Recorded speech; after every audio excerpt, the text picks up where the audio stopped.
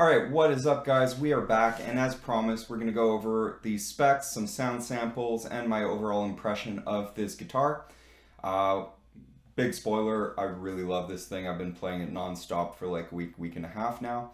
But let's go ahead and discuss, what is this guitar? Well, it is an Ormsby, and the exact model is a GTR, Hype gtr7. Why 7? Because it's a 7-string. This exact model also comes in a GTR 6 and 8 version if you'd prefer something with just 6 strings, or if you want to go all the way up to 8 strings. And there's a cat. The GTR basically denotes models that are made for Ormsby in the, and let me read this because I always get it backwards, World Music Instruments Company, which is a factory in Korea. You probably have heard that name many times before. The same exact factory is also responsible if you guys own or enjoy LTD, the LTDs that are still made in Korea, obviously. They are made in the same factory, and on top of it, another really good high-end brand that chooses to make their lower-end models in this factory. Well, you've got it right there, which is my PRS SE Mark Holcomb signature, which if you guys didn't see that video, go ahead and go and look that one up. But again, spoilers, that is a amazing guitar for the price you're going to pay for it.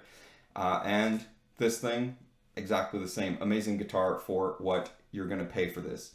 Let's get this out of the way. So the GTRs are made in Korea. You can expect to pay, brand new, you can expect to pay anywhere between like 1,006 to 1,008 Canadian. I got this off the Reverb shop, which is run directly by Ormsby Guitars, by the way. If you're in Canada, it will show you the prices in Canadian, so feel comfortable.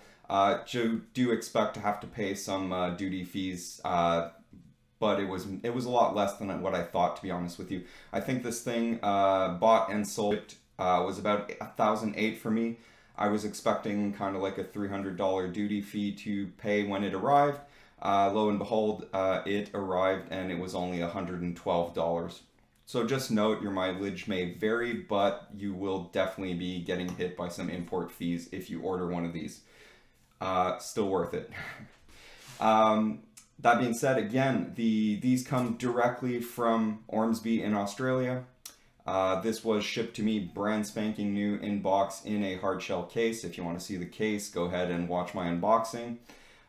It took, even with this whole COVID stuff, it still only took about a week and maybe a day or two to get it to me from Australia through DHL.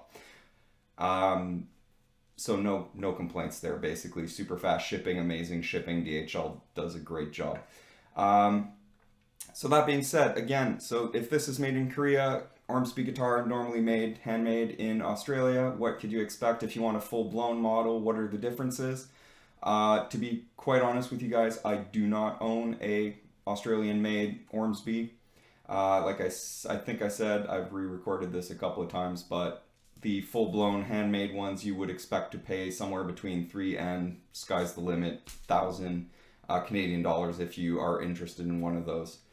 I've said this before in many videos, however, I like to judge a guitar brand by their cheapest offering. That is what entry-level guitar players are going to be getting as a starter guitar, and if you can't make a starter guitar that's worth a damn, why the hell would I pay you $3 to $5 grand to get something custom. If you can't put the effort into your lower models, I'm not going to give you money for your higher end models. That being said, I would feel really comfortable ordering a full-blown Australian-made Ormsby after this spectacular beast of a guitar. So let's go ahead and we'll just go over the specs. Actually, one last thing, just so you guys are fully aware.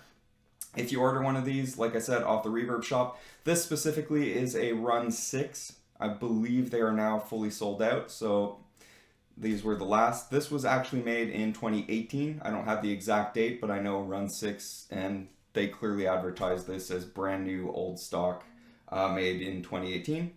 But what they basically do is these are just fully licensed out models, specifications, and everything. They are built in the World Music Instrument shop in Korea. They box them up and they send them to Ormsby. When you buy one of these, someone at the Ormsby Australian custom shop is going to be opening this, making sure there are no issues with it, doing a full setup for free. And yeah, like you saw in my unboxing video, this thing arrived. It's pretty damn perfect. The only thing that I might need to readjust is the thrush rod, but that's kind of expected. It came from... What are the specs of this guitar? Like I said, 7-string, multi-scale. For those that aren't aware, why a multi-scale? What's the point of a multi-scale? Well, multi-scale is basically, well, actually, let's go over this really quickly. What is the scale length of a guitar? The scale length of a guitar is normally determined by the tip where the string touches the saddle on the bridge all the way up to where it touches the nut. That is going to give you your scale length. Normal guitars like a Stratocaster, I believe, is just across the board. Every string has a length from saddle to nut of about, I think Strats, and I don't have the exact specs for a Strat in front of me. This isn't a video about a Strat. I believe it's 25.5 or it's 25.75 inch scale length.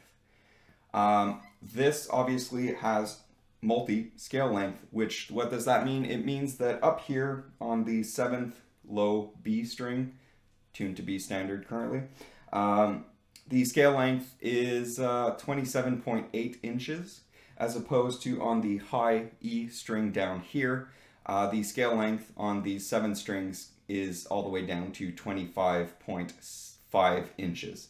So standard scale length for most guitars, give or take. Gibson is a bit shorter, PRS is in between, Fender's a bit longer, but pretty much standard scale length all the way up to pretty much what you'd consider like a baritone scale length on that low B string, and then obviously different scale lengths on each string. Why would you want this? If you are new to guitar, super simple, stupid explanation basically. If you're new to guitar and you want to know why you would want this or a baritone guitar or, you know, something like that, quite simply put, if you guys have a Stratocaster, if you have whatever you have right now that's sitting next to you, it's probably tuned to E standard, and chances are if you're a beginner or that's just your preference, you've probably got 9 to 42 strings on it. Do me a favor, just try and tune that thing down to C standard. Let me know how that goes, but you're going to notice the strings are going to be really floppy. It's not going to sound good. You'd probably need to raise the action on the guitar just to compensate for the fact that the strings are going to be so loose. How do you get around that normally? On my other guitars, 6 strings that are tuned to C and B and lower and stuff like that, usually what I would just do is get bigger strings, raise the action a tiny bit to compensate as well, and usually you get away with it. Bigger strings require more tension to get up to pitch. Same deal with this. The longer the scale length, the more tension you're going to need to put on the string to get it up to pitch.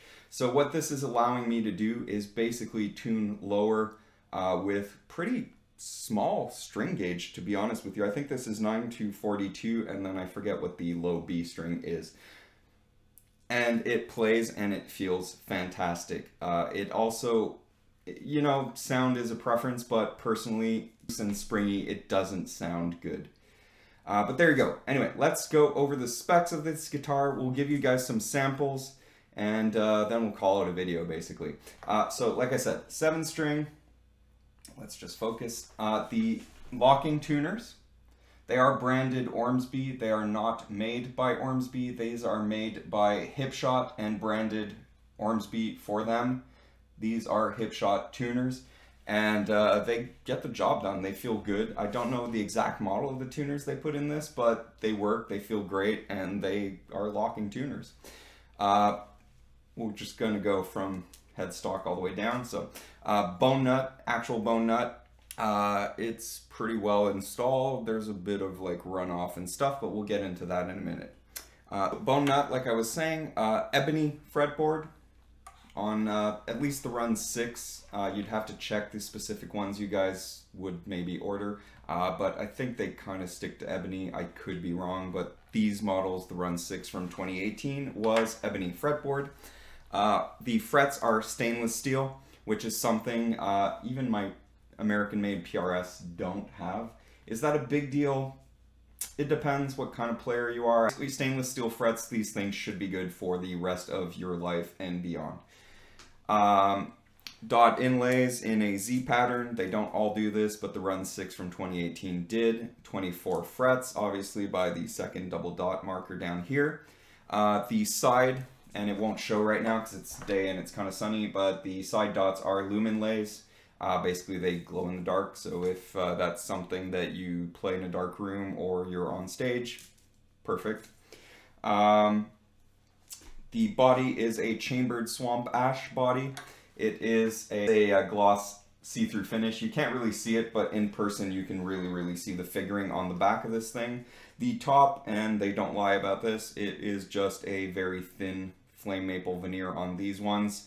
What is a veneer, for those that aren't aware? Basically see it as a very thin piece of flame maple that they kind of just glue on top. So it is real wood, it's just very thin. Think of it as like a wooden sticker to make this thing look pretty, basically. Pickups are actually like hand wound by Ormsby as far as I know. The neck pickup is a de la creme. You guys heard that on the first song sample at the beginning. Carcass Harp works, for those that don't know. And the bridge pickup is a nunchucker. I think that's what they call it. You heard that on the second sound sample, which was Amon Amarth, Pursuit of Vikings, I believe it was. Master volume, master tone. Tone is a push-pull to split the coils. We'll get into that with some clean sounds to give you guys an idea of what that sounds like. Don't really use that too much on the distorted, so I'm probably not going to give you guys samples of that. We'll see. The bridge is also a Hipshot. It is made for Ormsby, but it is a Hipshot bridge. It's a nice bridge. It's got a beveling on the end, so it's kind of comfortable. One thing I will say about the multi-scale, the thing that throws me the most off of multi-scale, because you can see like the frets aren't straight, it kind of looks weird. How's this going to feel?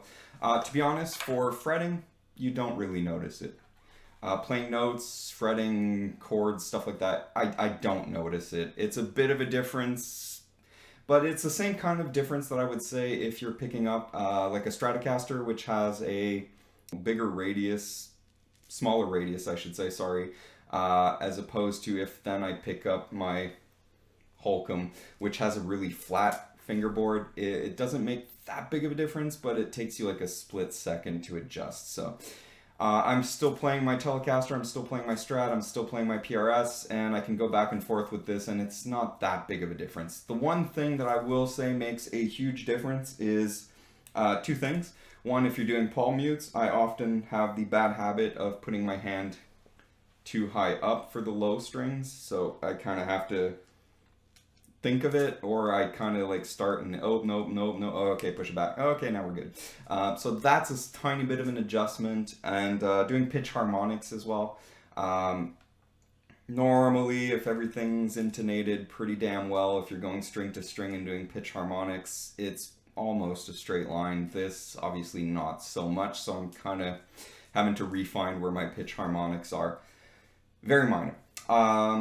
The body is bound. Mine is a purple color. They offer a large variety of color, blues, natural, finish, completely. It depends on the run, depends on the year. Usually they offer about 6 colors, give or take. Bound body, like I say, almost all the way around except for this bit here. And I said this in the unboxing, and I kind of realized why they do this. I said I would have thought this would have been really cool to have left this natural. The problem with that is if you do that, it's really, really, really obvious that this is just a very thin sticker as a top. I still think it would have been cool to have this as a natural finish back with the natural stripe here. But, you know, they do different things every run, every couple of years.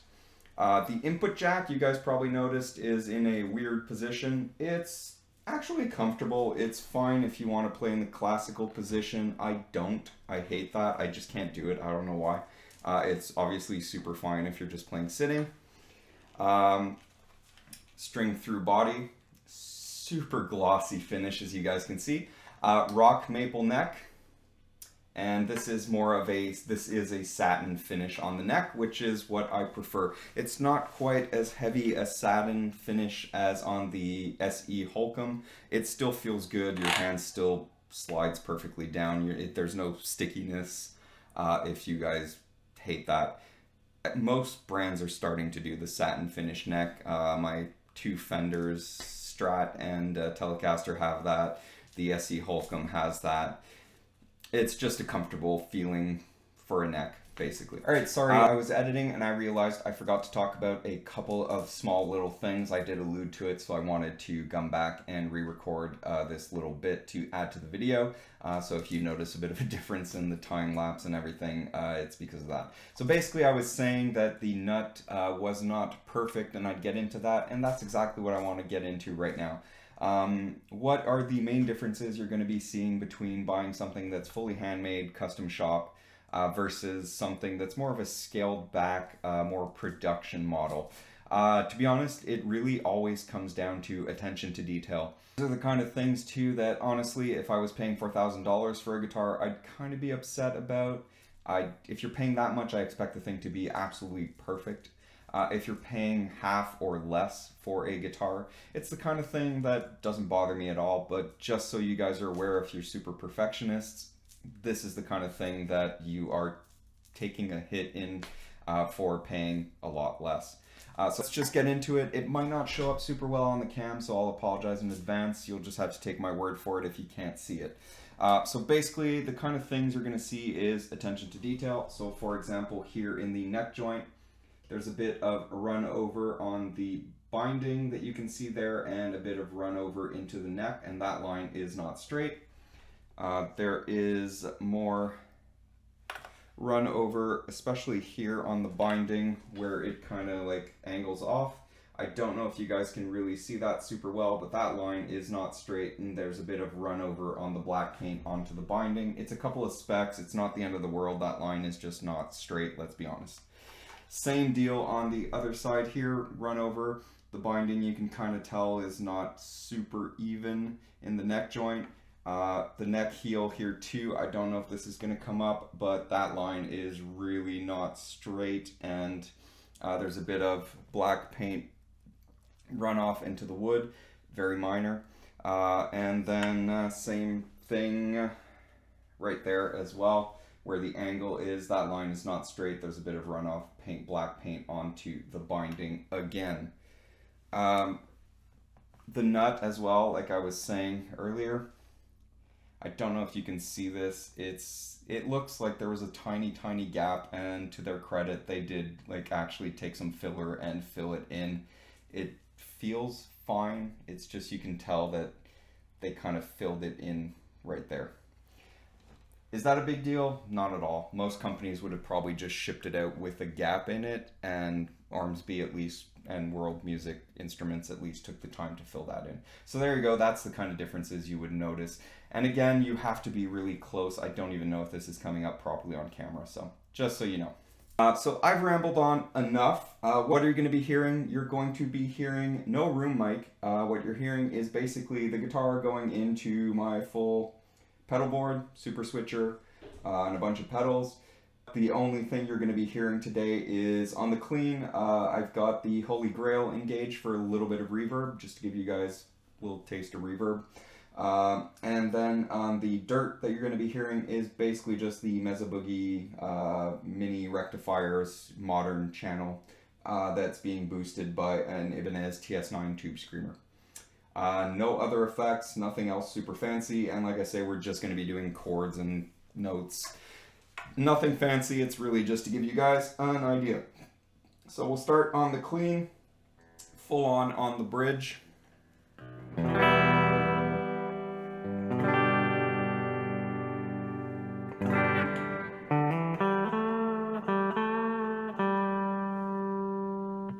Middle, which is both humbuckers, obviously.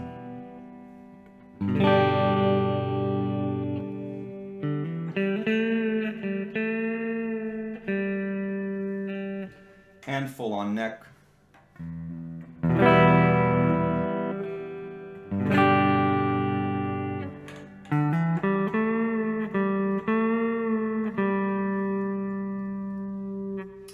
Back to the bridge, I'm gonna just play a chord and then coil tap just to give you guys a very clear difference between the two.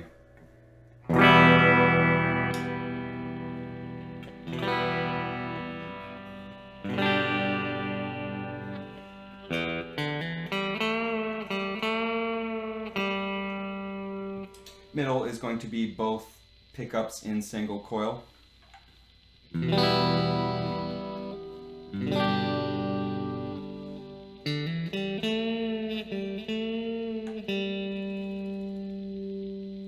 And finally, full on neck, single coil.